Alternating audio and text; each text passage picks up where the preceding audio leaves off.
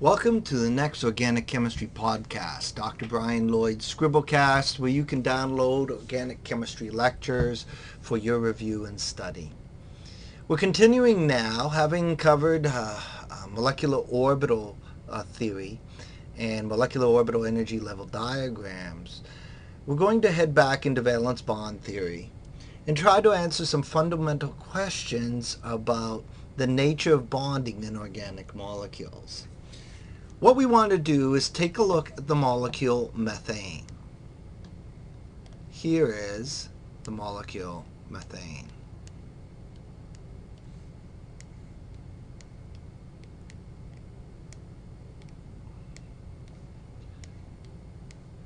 One carbon with 4 hydrogens attached to it.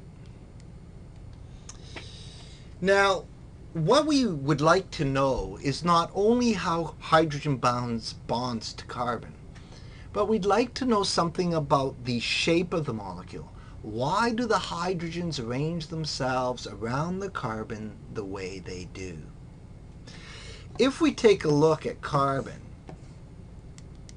its atomic energy level diagram, carbon has 6 electrons. So if we draw carbon, we know we have the 1s, following that the 2s, and then we have the 3 2p's. So if we put our electrons in here, 6 electrons, off-bow principle states you start at the bottom. Moving up, we fill the 2s with 2 electrons, and then we follow H.O.N's rule, placing only 2 electrons in the 2p. What's interesting about this is if we consider a carbon nucleus around which there is a 1s orbital, around that there is a 2s orbital, which is a little larger. And then, well, why don't we start? We have the 2py,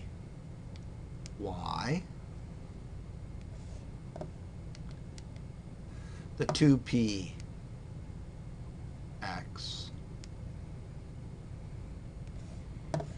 and the 2pz, just coming out at you. You see, all these orbitals are superimposed around the nucleus, and according to our electronic configuration for the atom, 2 electrons are in the 1s, 2 are the 2s, and then we have 1 electron in the 1 2p, 1 electron in another 2p, and one of the 2p's is empty. Now the angle between these 2p's is 90 degrees. How can we achieve the shape of the molecule that is observed experimentally from this orbital description? You see, the bond angle here is 109.5 degrees. And the hydrogens are pointing to the corners of a tetrahedron.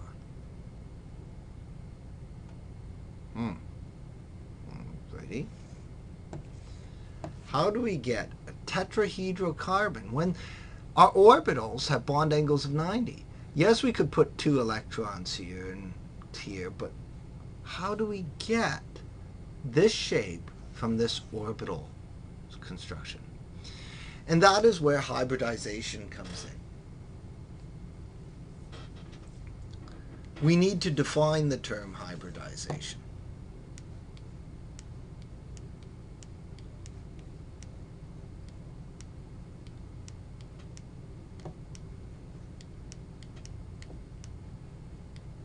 What is hybridization?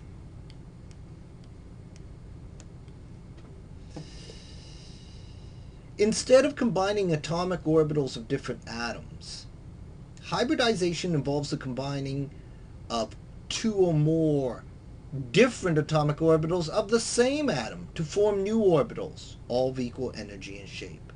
Let's say that again. Rather than bringing in hydrogens and mixing orbitals, we're going to take these atomic orbitals of carbon and mix them together to generate new atomic orbitals. We're going to combine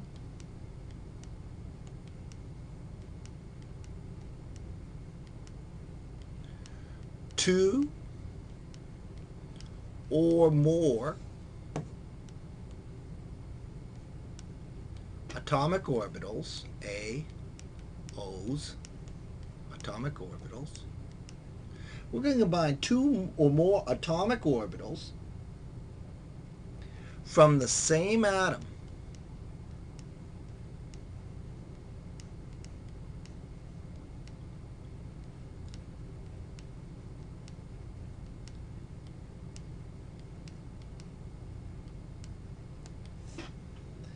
In order to form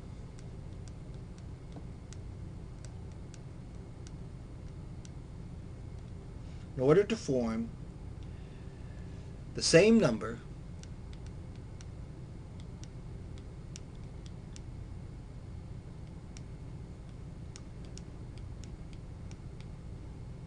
of new orbitals, of new AOs, new atomic orbitals, all of equal energy and shape.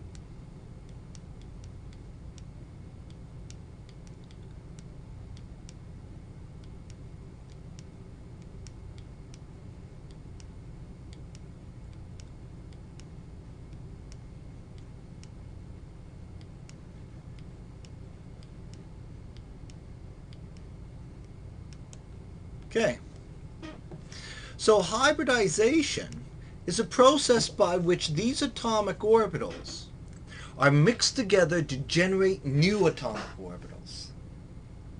Now let's think about what we're doing and why we're doing it. First off, the arrangement of 1s, 2s, 2p orbitals came out of the wave equations, actually the square of the wave equations. And these represented the lowest energy for the bare neutral atom, but a bare atom. We learned that atoms make bonds to get to lower energy. That means energy is released on bonding. Now this energy can be used, some of it can be used, to achieve the new lowest energy state. In other words, think of it as the hydrogens approaching carbon. Not only do the bonds form, but they cause the basic atomic orbitals to rearrange and reshape themselves. Well, how can we picture this?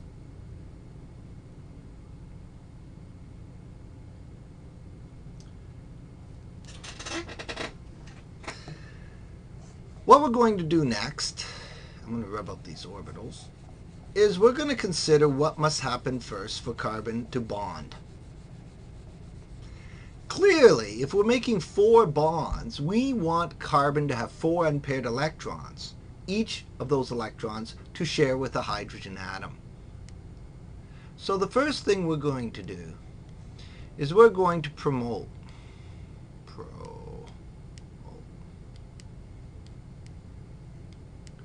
We're going to promote 1 electron. 1 electron. How's that? In other words, we have a carbon 1s, our 2s carbon, and our 2p's for a carbon. And what we're going to do is promote 1 2s electron. Now what I want you to notice is that all of our work is taking place in the valence shell. So what we're doing here is working with valence bond theory. The 1s we're not touching. But what we've done is we're promoting 1 electron, and we're going to follow Hund's rule, so that we get 4 unpaired electrons. With 4 unpaired electrons, we're ready to interact with all 4 hydrogens. Where does this energy come from? This energy must come from the close approaching hydrogens that are releasing energy as the bonds form. Exciting an electron from a low energy 2s to a 2p orbital takes energy. It is not the lowest energy state of the bare atom. What happens next is the process of hybridization. Okay? So this process right here, hybridization, is what takes place next. Well, what is hybridization? What is actually happening? You notice that what we're going to do is we're going to combine the orbitals necessary to make orbitals that can be used in these new bonds. The orbitals will all be equal energy and they will all have the same shape. If we look at this situation, to get these 3 electrons to equal energy, we're going to have to mix a 2s with all 3 of the 2p's. And that's withdrawing at and looking again. So I'm going to rub out this definition and start drawing some orbitals down here. Redraw our orbitals, but this time leave the 1s out. So I'm going to just draw and take a look at the valence shell if I can. And with a little luck, get enough cleared out of here that we can do this. Okay. So I've got my nucleus, and I'm going to mix the 2s, and I'm going to mix it with our 3 2p's, and I'm going to just draw them all one color this time. The 2py, the 2px, and our 2pz that's coming out at you, and I draw on the diagonal. Now remember, the phases in the 2p's are in a 2p orbital, the lobes opposite phase. That is, the amplitudes are of different phase at each lobe. So I'm going to just label some phases. Now suppose I mix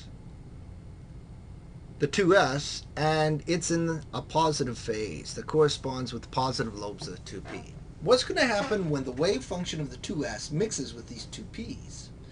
Well, where it's overlapping with the identical phase, that lobe will be enhanced. So if I just focus on one, let's say this one right here, this lobe will be enhanced. Sorry about that. The minus lobe will not be. It will shrink due to interference. Notice the pattern you're getting. You're getting a shape like this, where one lobe is enhanced and one lobe is weakened.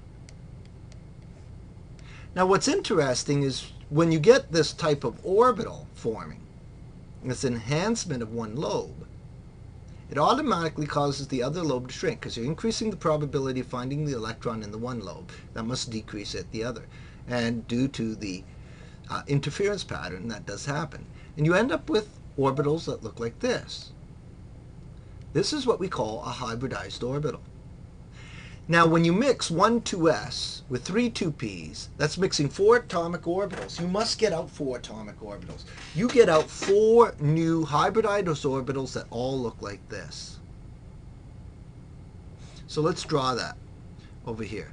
What do the 4 orbitals look like? Well, they all have that shape. One lobe that is enhanced and one that is not. If you lay it sideways, it would be like that.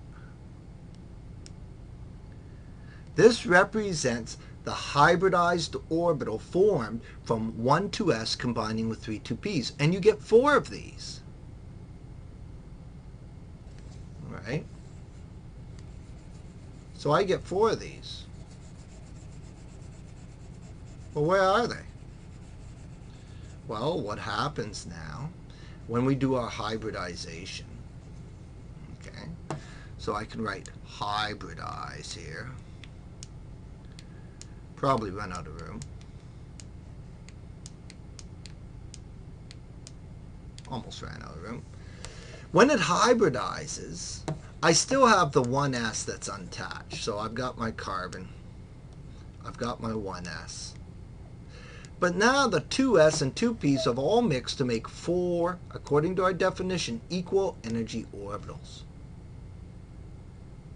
We need a name for these orbitals. What are they going to be called? Well, we've mixed an s with 3 p's. So let's call it an sp p orbital.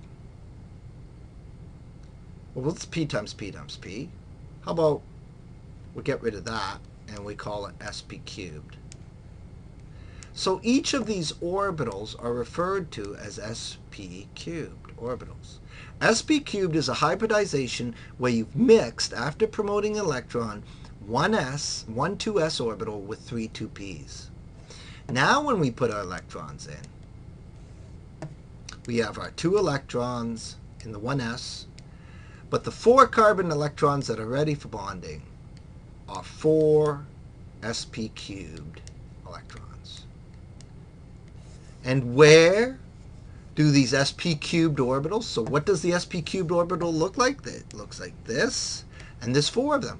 Where do they point? Well, they point to the corners of a tetrahedron. Why a tetrahedron? Because they want to get as far away apart as possible. And when you have 4 bonds pointing to the corners of a tetrahedron, gets these electrons, these bonding electrons, as far apart as possible. This is caused by bonding electron repulsion. Electron pair repulsion. And the bond angle's 109.5 degrees. Now, the shape that results is actually defined by something called VSEPR theory. And while VSEPR theory simply states, let's write that down here. Okay. So what is this? VSEPR.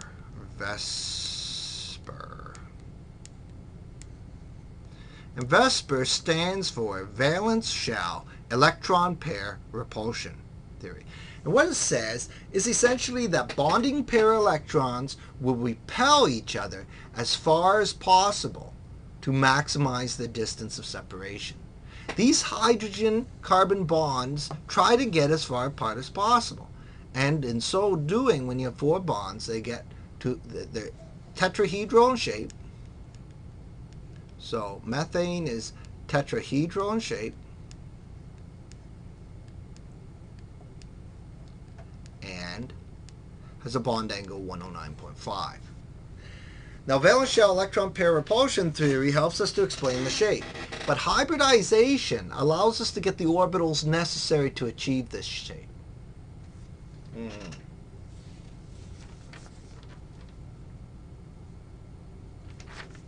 Now, when all is said and done, we're actually going to find out that there are some advantages to hybridization.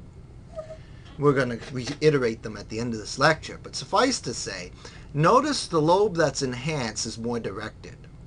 That is, it's more pointed towards the atom it can bond than a regular 2p because you've enhanced one lobe. This increased direction leads to better bonding.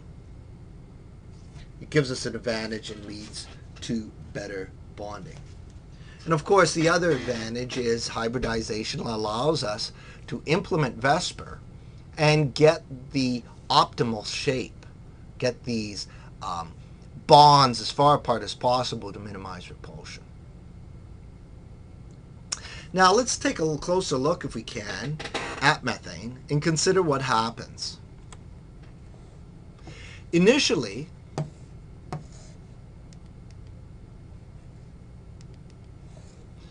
we have a carbon that has rehybridized its orbitals into the shape of a tetrahedron. Looks like this. These are the 4 valence shell orbitals, and hydrogens are making close approaches with their 1s orbitals. So that when the overlap occurs and you actually get bonding, we can draw orbitals like this between the hydrogen in the carbon in the shape of a tetrahedron. Now when I do this, I know carbon has 4 valence electrons. And this allows me to define valence state. The valence state is the theoretical state of the atomic orbitals of the hybridized atom. In other words, we've generated 4 hybridized orbitals, the sp cubed orbitals, and carbon has 4 valence electrons, 1 in each orbital. This is called the valence state of carbon. So that if I wanted to, I could show the electrons for carbon. And remember, because the sp cubes are all the same way, I draw them all up. And so carbon has its 4 electrons that it's donating hydrogen. Hydrogen, make sure you obey the Pauli exclusion principle, makes a bond by donating an electron from the hydrogen atom. And so this shows the orbital and the electrons donated from the hydrogen. We can mark the bond angle. All of the angles are the same here, but I can mark the bond angle as 109.5 degrees. I can indicate that it's tetrahedral. And I can even provide, tetrahedral, the hybridization of the center atom, which is carbon in this case. The hybridization of carbon is sp cubed. Why is it sp cubed? It's because it mixed the 2s with 3 of the 2 p's to make 4 sp cubed orbitals. The last thing I can do is label the type of bonds we have. When carbon was approaching one of the hydrogens, it was using an sp cubed orbital. Hydrogen, of course, has its standard electron in a 1s. And this collision that's taking place here is a head-on collision. And we learned what symbol is good for head-on collisions? Well, it's sigma. So this could be called a sigma 1s, sp cubed bond. In other words, it's a head-on collision between a 1s orbital and an sp cubed orbital to make a bond. The order does not matter. You could have said sigma sp cubed 1s. It makes no difference. If you show the bonds and label them all, and if I label just one, I assume the other 3 are identical. And I show the bond angle, I identify the hybridization of the central atoms, and I say its shape tetrahedral. I have provided you with a labeled orbital diagram.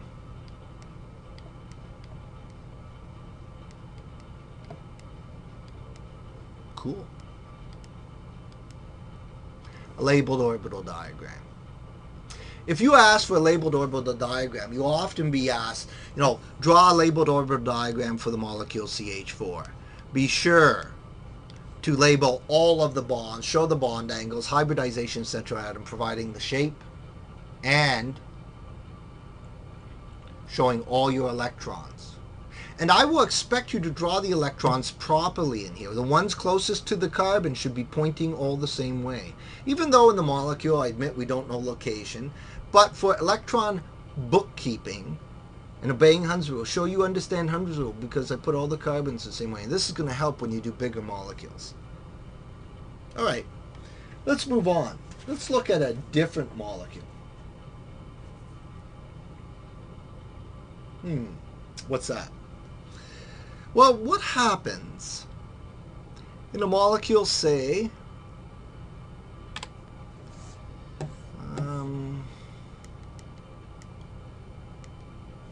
like this guy? This is the organic molecule Ethene. sometimes called ethylene.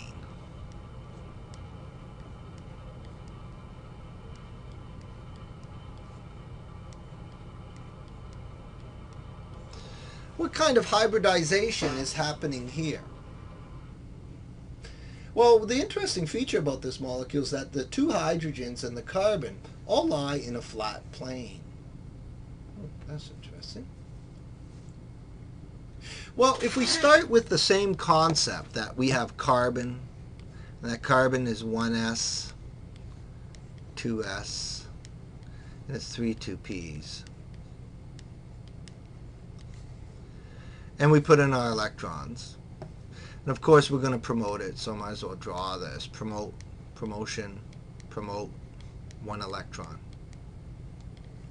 So I'll draw carbon again before we put in our electrons. 1s, 2s, 3 2p's. So let's go put in some electrons now. So originally carbon had 6 electrons.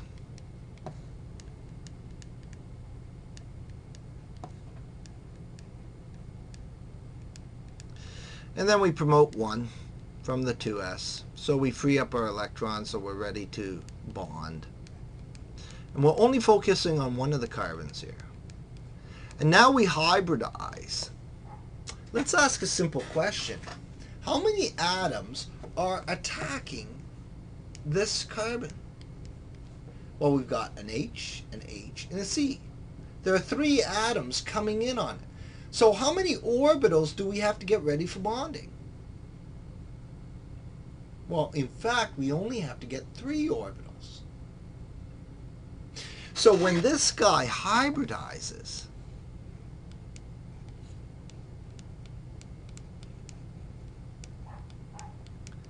hybridizes,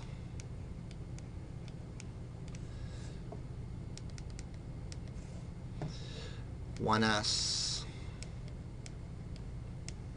It only has to take the 2s and mix with 2 of the 2p's. What are we going to call that? How about the SPP or the SP squared?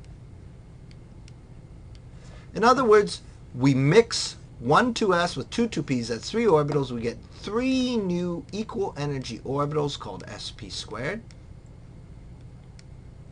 And one of the 2p's is high energy and untouched. Put in your electrons. 1s still has its 2 electrons. 3 of the sp squareds are used in direct bonding to the atoms and head-on collisions. And then you've got this 1 2p all by itself. Now, what is the shape of the orbital that's sp squared? Well, the shape is the same as the sp cubed. It's just a little less diffuse. In other words, here was an sp cubed orbital. You know, its phase plus minus. An sp squared would be almost the same, maybe just a little smaller. But this time there's only 3 of them. So it's a legitimate question to ask where do they point. And you get a good guess of where they're pointing from the shape of the H, and the C. They point to the corners of a triangle. And they're flat, so it's called trigonal planar. The shape around the carbon is called trigonal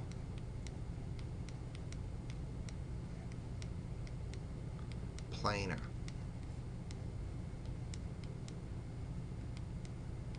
Okay.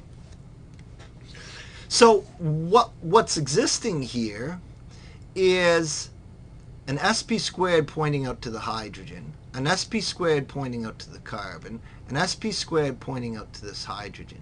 And then coming out at you is a 2p. That's very hard to draw, all right? So what we do is we sort of imagine we tilt the triangle. And we draw a carbon. And we draw this lobe here. And rather than drawing it trigonal, we tilt it a bit so they're a little closer together. And now we can draw the 2p straight up and down.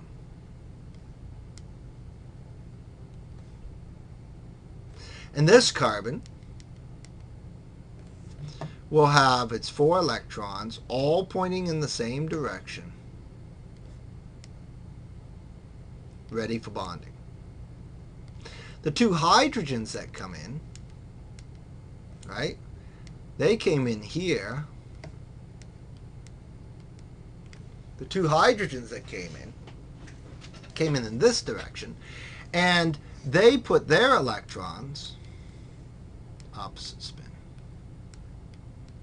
Well, what about the other carbon? The other carbon is exactly the same thing. It did the same promotion, rehybridized to sp squared, and so it's the exact same shape. But we just draw it tilted the other way slightly. And we draw its 2p. Now, notice something. I drew these 4 arrows pointing up around this carbon. But because their electrons are bond, this electron must be pointing down. Why? Because electrons in a bond must be opposite spin. But these, if this is pointing down, I make all the rest point down around the carbon. And carbon has 4 electrons. And then I have my hydrogens here on the other side. And I can put in the hydrogen electrons. Again, I make them opposite spin. And there you have several electrons now. And notice that these 2p orbitals are side to side. And so they can interact. And I indicate their interaction by a dotted line linking them up. Now this looks like a triple bond. I mean, you say it's linked here, it's linked here, here. Is that a triple bond? No. This is a double bond with a head-on collision here and a side-to-side collision of orbitals here. There are 2 bonding components. So now I'm ready to proceed and label these bonds, if you like, and show the bond angles. Well, the bond angle is from here to here. A bond angle is always measured from one bond to another bond. And that bond angle in a trigonal planar shape is 120 degrees. It's trigonal planar. That's the shape. Each carbon is sp squared hybridized, so I can indicate that, sp squared. And now I can begin labeling bonds. We're getting a bit crowded, so let's rub out some of this.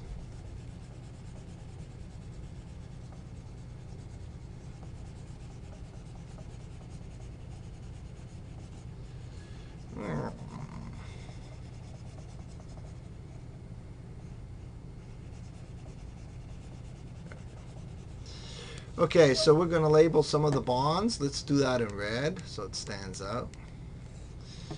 What kind of bond is that? Well, the hydrogen came in with a 1s orbital. This carbon is hybridized sp squared, so the black orbital is an sp squared orbital. So this is a head-on collision, sigma, between a 1s and an sp squared. And yes, you could say sp squared 1s. Oh, let's make it a little big label. 1s sp squared. All the other hydrogens are the same thing. This bond is a head-on collision. This carbon's sp squared. The black orbital is an sp squared orbital. This carbon is sp squared. The black orbital is sp squared. So this is a sigma sp squared sp squared.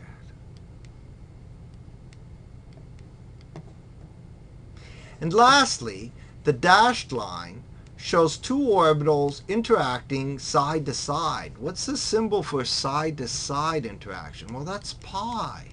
What kind of orbitals are these blue orbitals? They were 2p. So this is a pi, 2p, 2p. We've shown a bond angle, we've shown the hybridization, we've labeled the shape. This is our labeled orbital diagram for that molecule ethene. A perfect example of a molecule with sp squared hybridization.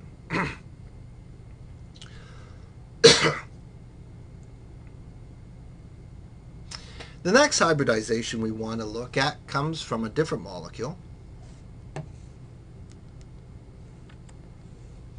And it's called Ethyne.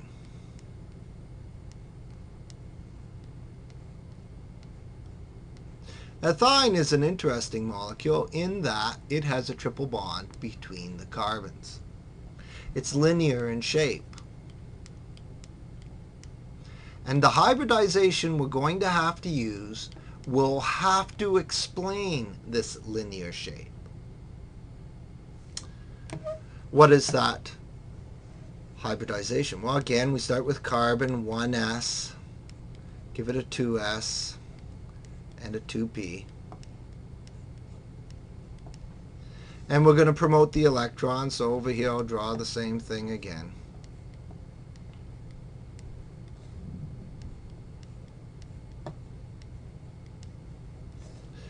So, and I can put in my electrons now. Originally, carbon had 6 electrons, 2 in the 1s, 2 in the 2s. Follow Hund's rule, 2p. We're going to promote an electron. So again, the 1s is unaffected. But from the 2s, we promote an electron. This takes energy. Doesn't happen. It's not happening without a price. And then we can hybridize. And what do we hybridize and why?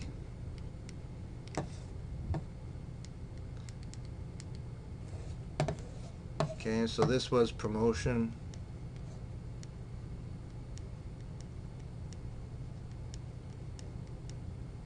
So promote an electron.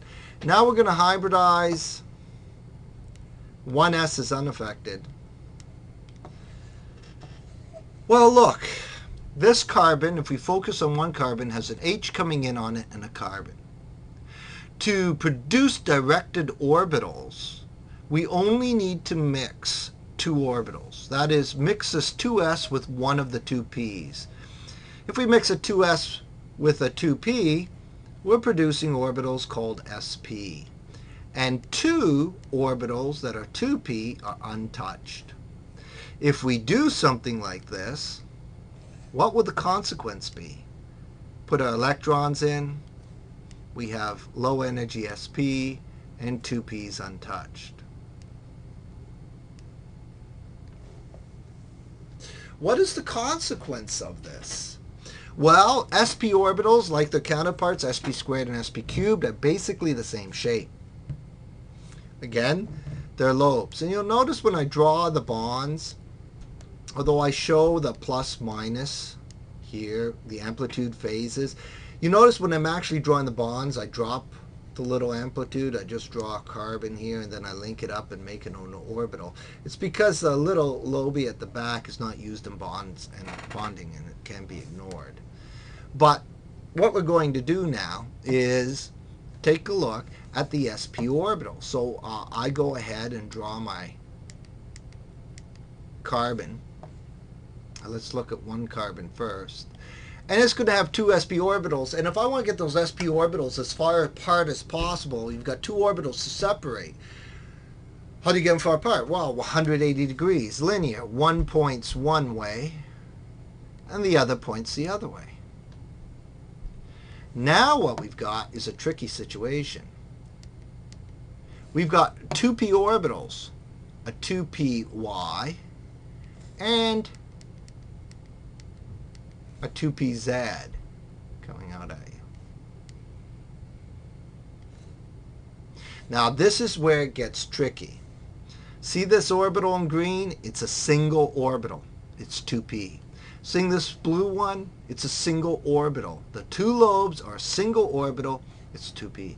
But the black, each black lobe is a separate sp orbital. So that's 2 orbitals. So let's put in our other carbon. Oops. Let's make it black. That second carbon has the exact same hybridization. And that exact same carbon therefore has 2 lobes. And again, we could put in our blues for the 2p. By the way, the hydrogens are out here. And then the other 2pz that's coming out at you, I draw it at an angle to pretend it's coming out at you. It's like a z-axis. Now we can put in our electrons. Now pick a carbon. Let's start with the right one. And draw all 4 electrons. Well, 1 electron is in an sp. 1 electron's in another sp.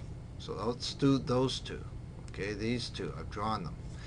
1 electron is in a 2p, so I put it up there. And 1 electron's in another 2p, so I put it there. When you do the other carbon, make sure you point the electrons the other way. Why? Because that carbon's bound to this one. So these 2 electrons must be opposite. And if this one's down, I make all the other ones down. Notice I'm not just drawing arrows without thinking. I don't put an arrow in every lobe. I make sure when I put in the electron for the hydrogen, it's opposite to the other electron in the bond. Now what's really cool is the green orbital overlaps with the other green orbital. The blue orbital, 2p, overlaps with the other blue, 2p. And so you've got 2 sets of side-to-side overlap. So for a labeled orbital diagram, we need to put in bond angle. Be careful when you draw bond angles. A bond angle is from a bond to another bond. Don't draw it from a bond to an orbital. This is a 2p orbital. Here's a carbon-hydrogen bond. Draw the angle to a carbon-carbon bond. That angle is 180 degrees. That is a bond angle. Bond angles are measured from one bond to another bond, not from a bond to an orbital. The next thing to note is that 100 degrees bond angle is linear in shape, and that both carbons are sp hybridized. The last thing we can do is label our bonds. Hydrogen is using a 1s as usual. Carbon's sp hybridized, the black orbital's sp. So you have a head-on collision, sigma, with a 1s and an sp. In the middle, oh, by the way, the other hydrogen's the same thing. In the middle, we have a head-on collision, sigma, of one carbon, which is using sp, to another carbon, which is using sp. So this is sp, sp.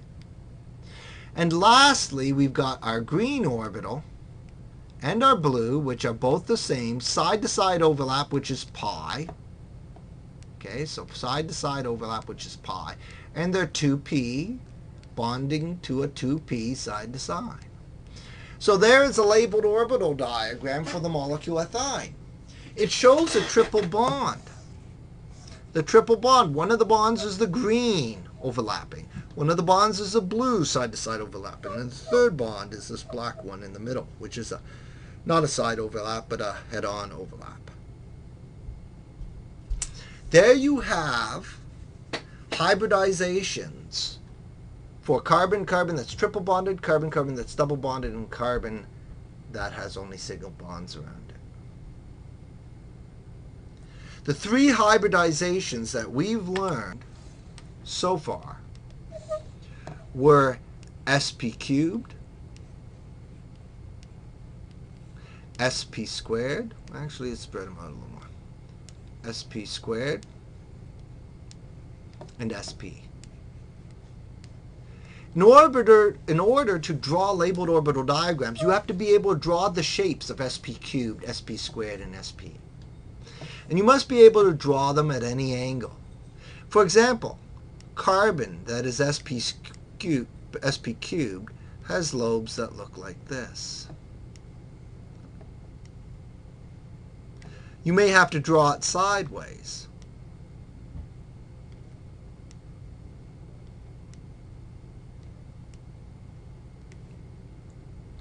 Carbon that is sp squared, you may have to draw like this,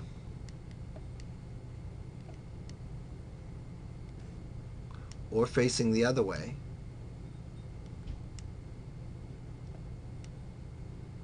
And you'll have to put in a different color. Oh, let's use, I don't know, red for the 2p.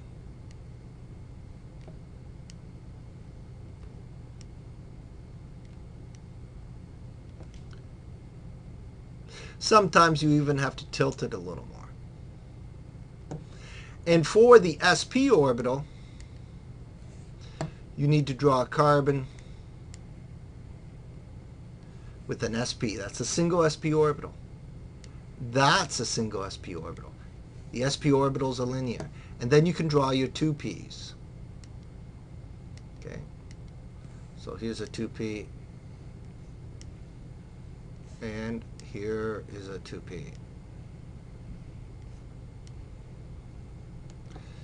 When you draw sp orbitals, make sure you don't draw butterflies. What do I mean, butterflies? Oh, here's my sp and here's my 2p orbitals. There, looks like a... You must draw the 2p perfectly up and down. Perfectly up and down, and one on the diagonal. If you practice drawing these shapes, you will be able to do the labeled orbital diagram for any molecule.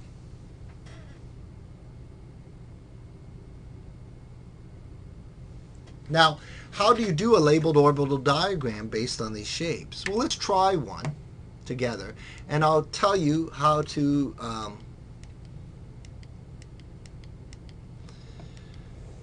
let's draw a labeled orbital diagram for CH3, CH,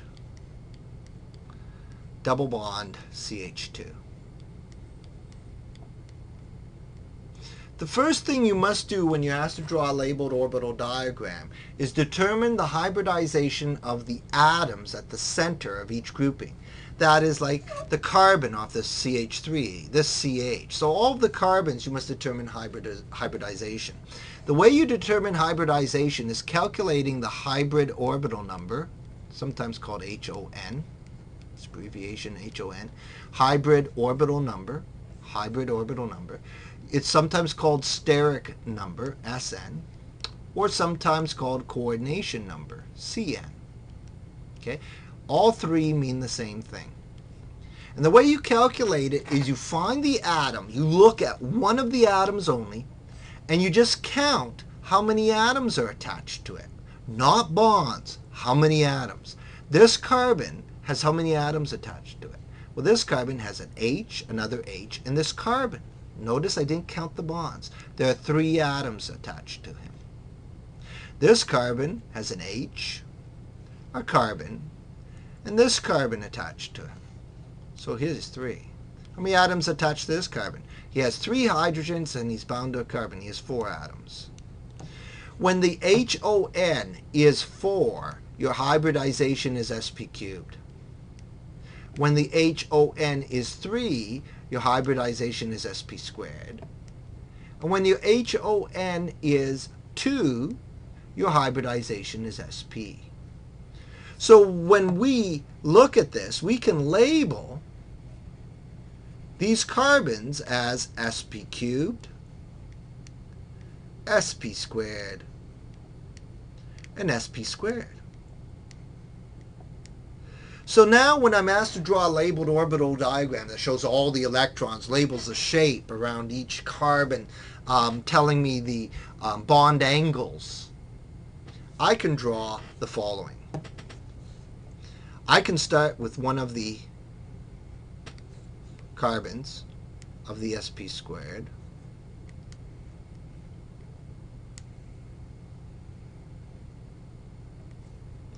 And I can draw the standard sp squared shape. I don't worry about putting in the hydrogens of that, but I'll put in red for my 2p. Why did I draw sp squared for that? Because this guy is sp squared. There's an sp squared shape. Now, to attach it to the other way, I have to be able to draw the sp squared shape the other way.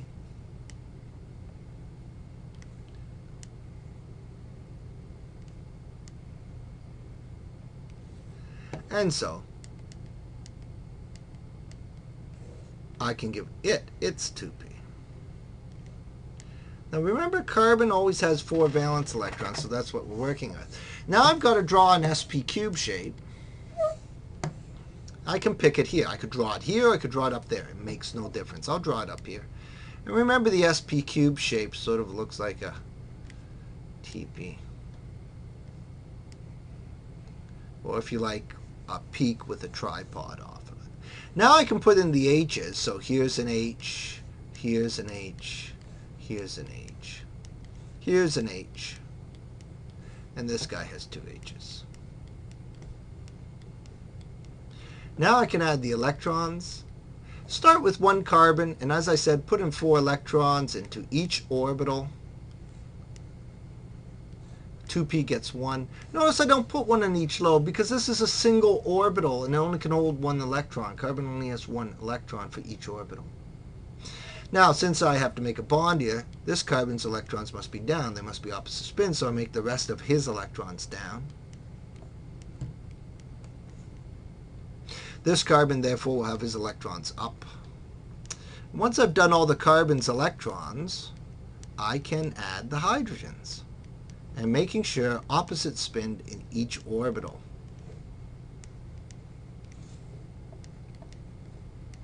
The last thing I do is link up the 2 side-to-side bonds, or to 2 orbitals that make a single side-to-side bond. This is not a triple bond. This 2p overlaps this 2p. That side-to-side is a single bonding unit. This is a single bond. It is a double bond. Now I'm ready to show some bond angles. Be careful. This is not a bond angle. This is an angle from a bond to an orbital. And it's 90 degrees. Remember, bond angles in sp cubed are 109.5. You have to memorize that. Bond angles in sp squared are 120, and bond angles in sp are 180. But you must show them properly. This angle, and this angle are all the same, and they're all 120 degrees. And that's also this angle on the other carbon. So you should label it on both carbons.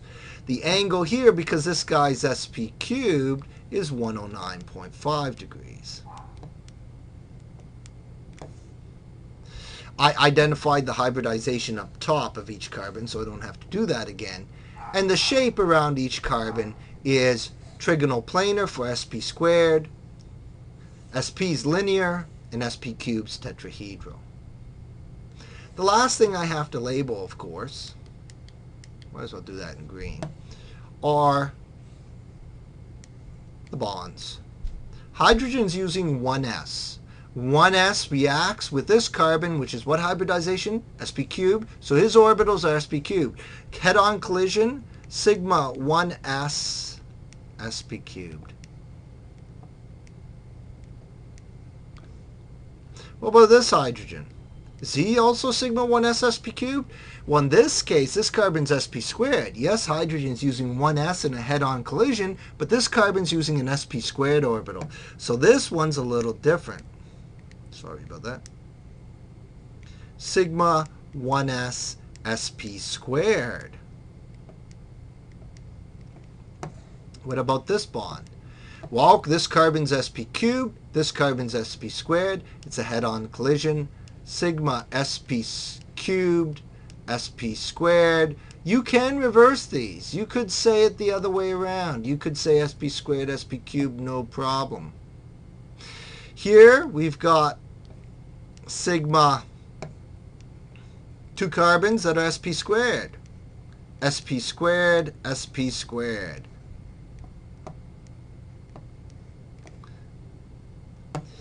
And over here for the hydrogen, we also have a sigma 1s sp squared.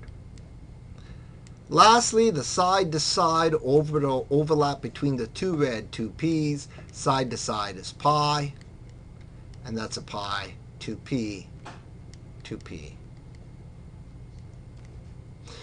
And once you're done, you've labeled all of your bonds, you've shown your bond angle, you've shown your electrons. This is your completed labeled orbital diagram for this molecule. You've shown your hybridizations.